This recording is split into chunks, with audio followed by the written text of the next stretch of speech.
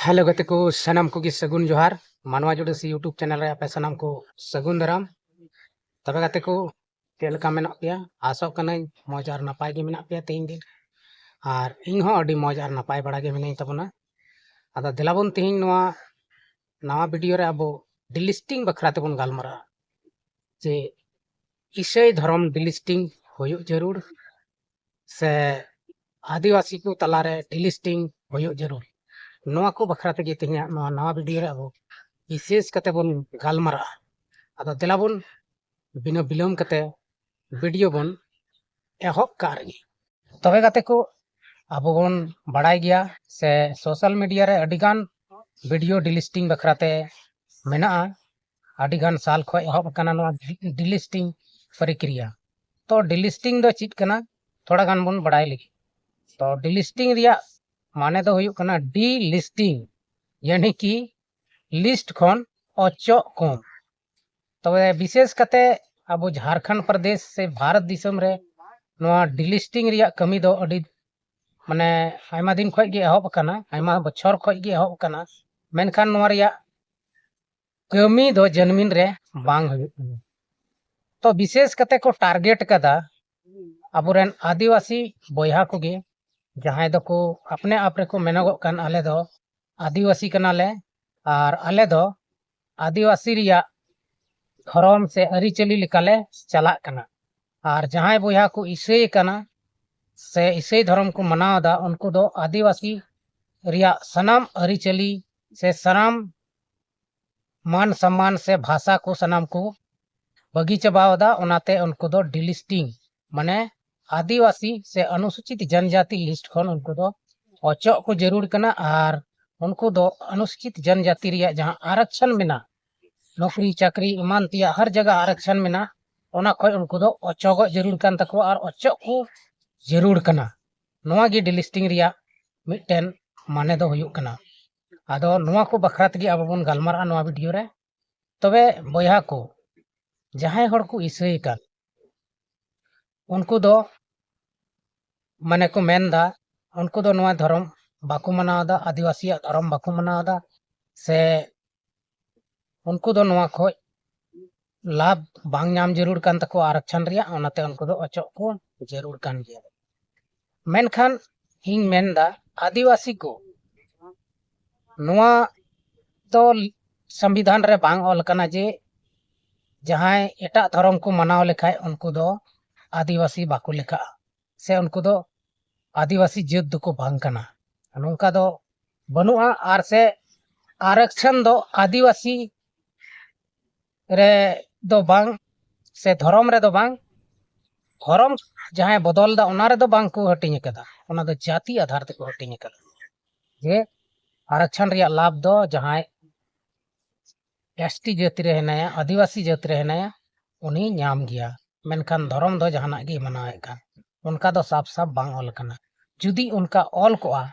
तबे नित हरि ते जहां धर्म को बदल का जहां को ईसाई कान जहां को इस्लाम कान जहां को बौद्ध कान उनको दो एसटी रिया लाभ दो बांग को नाम किया कानून दो इन अंधा दो बनुया अदा जहां बोया को रोड़े कान तबना जिससे हर डिलिस्टिंग को जरूर उनको दो कौड़िया को रोड़दा उनको बेस्ते कानून नियम बाको बड़ाया ओनात को रोड़दा तो अबुरेन आदिवासी बोया आयमा हर को मेनदा जे ईसाई हर दो मिशनरी स्कूल को पढ़ा कना पढ़ाव कते ऑल पढ़ाव कते उनको ईसाई हर गे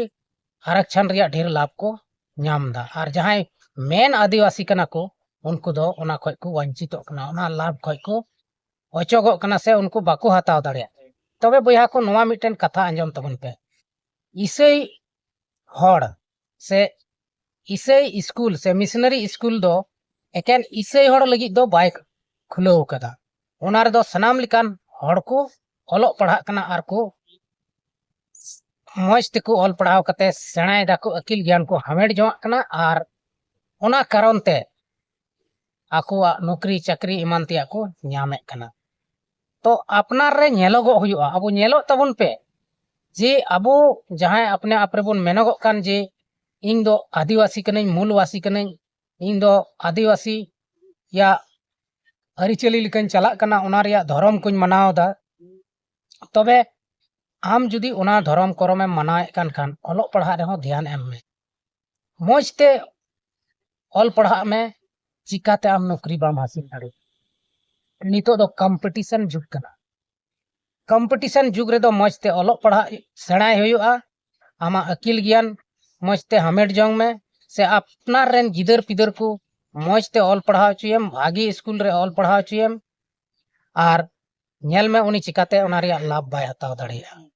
आरक्षण रिया लाभ होय हतावा से जहाना रिया गे उनी लाभ हताव दाड़िया मेनखान अबो दो खाली टारगेट मिना इसे हड़ बड़ी गया को इसे हड़ लाभ बांग नाम चाहिए नोआ को दो एकेन फालतू कथा कन आर नोआ डिलिस्टिंग बखरा चंपाई सोरेन होए रोड कादे जे इसे हड़ को दो डिलिस्टिंग जरूर को कना माने उनको दो अनुसूचित जाति रिया दर्जा बांग नाम जरूर कना आर अनुसूचित जाति जहां लाभ को नाम दा जहां आरक्षण को नाम दा ओना दो बाको नाम चाहिए तबे नुई चंपाई सोरेन होई मेताय कना आम मुख्यमंत्री बनावना बनाव कते ची कुम चिका किदा तिना दिनम बनावना तिना दिन कमी किदाम मेनखान नोआ डिलिस्टिंग बखराते आम जेम रोड दा नोआ दो आम हो फालतू गेम रोड दा चिदा से भारत रिया संविधान आधार ते नोआ भारत तो मिटेन धर्म निरपेक्ष देश कना नोआ चिकाते बाम बुझेउ दा हो उन मरांग मंत्री कनाम नेता कनाम ओना तेगी तो नोड़े दको मनाव दा ईसाई धर्म से बौद्ध धर्म से इस्लाम धर्म जहाँटा जाति रेन गे जहाँटा धर्म को मनाव दाड़े जुदी ओना नियम गे बांग तहन खाय तबे चिदा को मनाव क्या आर इंग मिताव मेनेदा जहाँ आदिवासी को मेनोगो कान तबोन अबोरेन बोया को से सारना धर्म से बिदिन धर्म को मेनोगो कान उनको जुदी अपनारा धर्म रे उना गी आम पतियो मेना तमा आर ओना बखराते आम ची हम बाम कमिया कान धर्म बखराते मा ची हम बाम कमिया कान अपनार समाज रे मा धर्म बखराते ची हम बाम ची अकु कान आदो हड़ दो एटा धर्म ते चिदा बको चला आम ओना धर्म बखराते मौज ते कमी में धर्म रिया दाड़ी उदुग में नेल में हड़ ओका से को चला ईसाई वैसे इस्लाम वैसे बौद्ध मनावा से हिंदू धर्म में मनावा ची धर्म हो बको मनावा मेनखान अबुरेन बोया को से नेता को ओना को दो बको ध्यान कना उनको दो सिर्फ टारगेट का को ईसाई हड़ और बिदिन हड़ ईसाई हड़ दो को एटा एना और बिदिन हड़ दो आलेगे मिटेन आदिवासी कनाले आलेगे सनाम खय मूलवासी कनाले नोआ को एकेन आवड़िया को रोड़ा चिदा से जुदी मूल आदिवासी से सरना धर्म से बिदिन धर्म रेन सही हड़ कनाम तबे आमा धर्म केटेज ताम धर्म जुदीम केटेज लेखान ओनारे पतियो एम केटेज लेखान अकोयटा हड़ हो एटा धर्म बाको मनाव दाड़ेया आदो आम धर्म बकरा मा ची गी बाम कमी आम खुद गी तो आमा ओका धर्म एम मेनदा ओका अरिचलिम मेनदा ओना बाम मनाव दा नितो जुदी डिलिस्टिंग हुई लेन खान ओकाटा धर्म रे रेन हड़ हो बाको बांचा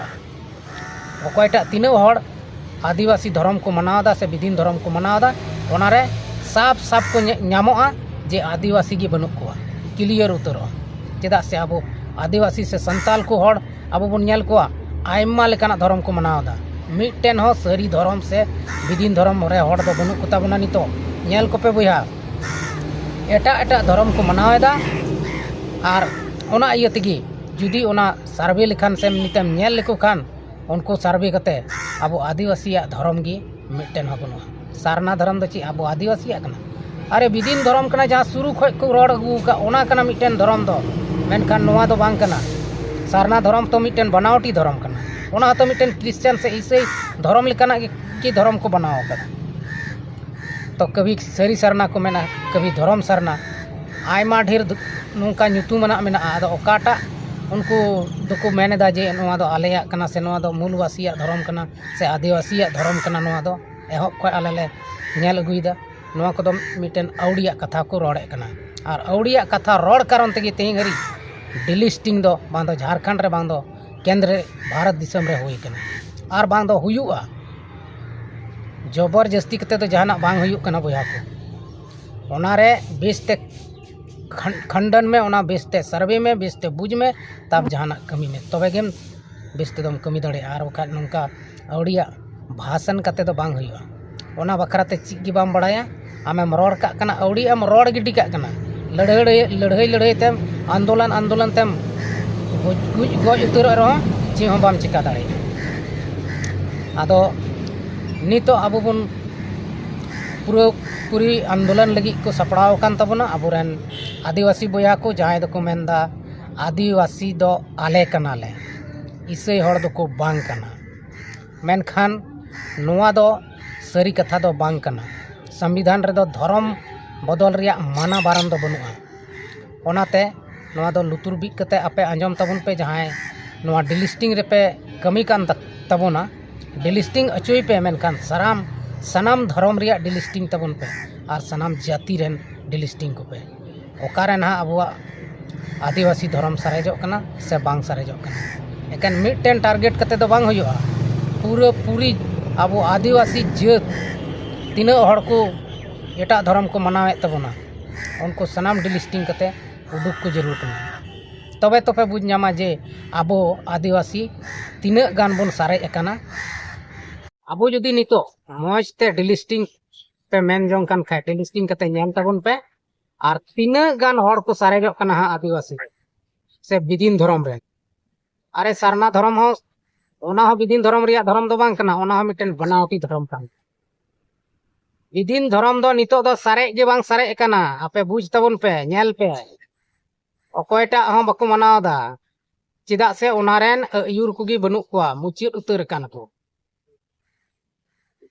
ओनाते हाना नवा धर्म को मनावदा मेनखान जात दो बको बदल कदा धर्म को मनावदा अबोरेन तीना आदिवासी बया को मना को से अबोरेन तीना संथाल बया को मना को उनको आयमा लेकाना धर्म को मनावे तबन गया मेनखान आकोआ जाति दो बको बदल कदा आकोआ अरिचली हम बको बदल कदा जहां गी को इसाई कान उनको दो आकोआ जात और अरिचली दो बको बदल कदा से आकोआ भाषा को बदल कदा और जहां तक आरक्षण रिया बात कना आरक्षण दो जाति आधार ते को दोहो कदा मिटन धर्म आधार ते दो बको दोहो कदा जुदी धर्म आधार ते को दोहो किया तबे तिहिंग तीना हड़ आदिवासी हड़ को एटा धर्म को मनावदा जैसे ईसाई धर्म को मनावदा विधि चिक को मेना हिंदू धर्म को मनावदा इस्लाम धर्म को मनावदा उनको हड़ दो तिहिंग हरी नौकरी चाकरी दो आरक्षण धार ते दो बको नाम किया ना दो क्लियर कट ये आदा नोआ ओकयटा गे बापे बुझ दाड़िया कना सनाम गे मिशनरी स्कूल पे ऑल पढ़ाव कते नितो अकिल ज्ञान पे नाम कदा उल्टे रे नितो डिलिस्टिंग बखरा हड़ पे भड़कावे को नोआ दो बुड़बा खड़ा कमी कना जुदी उनका कमी पे मेने खान आबुआ जहां धर्म पे मेने कना जे नोआ दो हड़ हपना धर्म कना से आदिवासी को धर्म कना ओना धर्म बखरा कमी एहब तबन पे जे नोआ धर्म रे हड़ को हजू मा नोआ धर्म को हड़ दो बको उडुको मा उनका कमी तबन पे से नेल पिया ओकयटा हड़ काटा धर्म से चला कना तीस हो बाय चला तो धर्म बखरा मा कमी गे बापे कमी कान खाली ओना धर्म खो हड़ उडुक बखरा पे कमी दा नोआ को दो ओकेन बुड़बा हड़ा कमी कना और नोआ बुड़बा कारण तेगे अब नितो आदिवासी को तलारे जुमिद बनुआ नितो अब तलारे संगठन बनुआ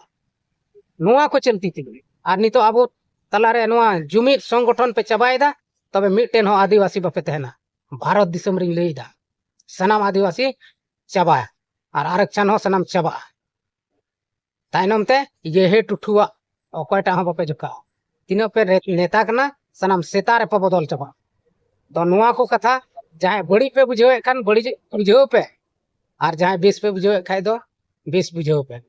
इन्हें तो कोई फर्क बनुआ से बांग पड़ा चिदा से इन दो जहां टे नेल दा ओना गे रोड़दा औड़िया दो बई रोड़दा इन आसपास रे नेल दा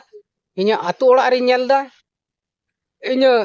राज रे नेल दा इन दिसम रे नेल दा ची हुयु कना और ओका लेका मानवा को कमीदा ओकालका हड़ को कमीदा ओकालका दिकु को कमीदा ओकालका अकोय कमीदा नोआ को नेलोक कना रोज हिल दिनम हिल मेनका नोआ गोरते बापे ध्यान तबना खाली पे इसे विदिन डिलिस्टिंग नोआ को बखरा तगे लड़ाई ते पे तहन कना अरे हड़ हपन कन खाय पे हड़ जहां मूल धर्म कना से अरी चली कना ओना को बखरा ते कमी एहब तबन पे आंदोलन एहब तबन पे ची अब हड़ तो नुंका कमी जरूर कान तबना नुंका पूजा पाठ जरूर कान तबना ओना दो ओकर पे ची एको कना ओकोय हड़ हो बापे ची एको कना और बांग दो अबुआ जहां धर्म पुथी पे पासनाव दाड़िया कना खाली औड़िया पे भाषण बढ़ाएदा जे डिलिस्टिंग जरूर ऐसा करेंगे वैसा करेंगे अरे कुछ नहीं होने वाला है खाली औड़िया नुंका भाषण भाषण तगे हड़ाम कते पे गुजुआ और नुंका गे आबो को तलारे आदिवासी को तलारे खरी लड़ाई पे जन्म टुका तबे गाते को तेहना नवा वीडियो रे चीज लेका पे अटकार केदा बड़ी पे अटकार के खाय गलत गलत पे कमेंट तबन पे कोई माना बनुआ और बेस पे बुझे का खाय बेस की कमेंट तबन पे और नवा डिलिस्टिंग बखरा तीना आपे पे बढ़ाया और अकोय को डिलिस्टिंग जरूर कना ओना कमेंट रे ले तबन पे मा तबे खान तेहना नवा वीडियो दे इनका गे और दाराय कान वीडियो रे बन यापाम कन तबे सनाम को इन से खय मुचाद जोहार।